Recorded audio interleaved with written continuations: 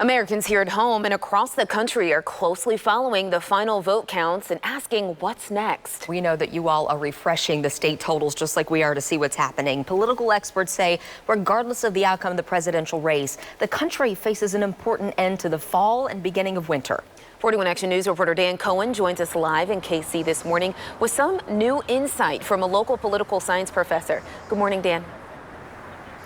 Ray and Lindsay, good morning. I spoke to Alan Katz. He is a professor of that topic, political science, and also founded American Public Square. It's an organization that brings people from across the political spectrum together to have civil conversations about the issue of the day. And the issue of the day right now is the outcome of this election. Professor Katz says those conversations will be even more important moving forward as voters sift through what the election means and as counting continues.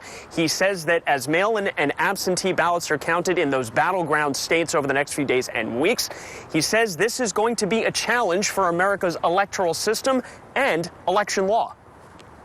Each time we thought we've tested our democracy to its outer limits, we get one more test. And then I would say this is the test. And we have to count the votes, and we have to then, some states have automatic recount provisions if the margin's too small. All that's going to happen.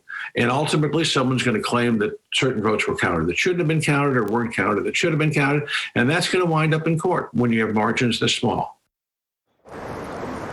You already heard Ray and Lindsay walk through those battleground states where counting is continuing at this hour. We will obviously bring you any updates we have in those states on air and online. But Ray and Lindsay, the theme, prevailing theme from Professor Katz is calm and patience as the voting count continues in those big states. Absolutely. Dan, thank you. Professor Katz has a pretty unique background with experience that really suits him well to talk about this. Give us the perspective about this. Tell us a little bit about his biography.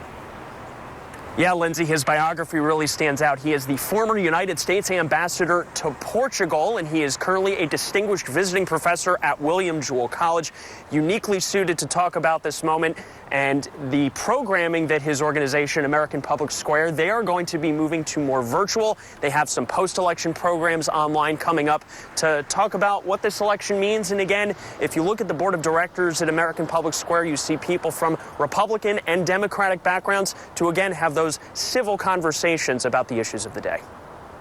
I think Lester Holt put it great last night. We are working towards a more united States. Yes. Thank you, Dan, very much.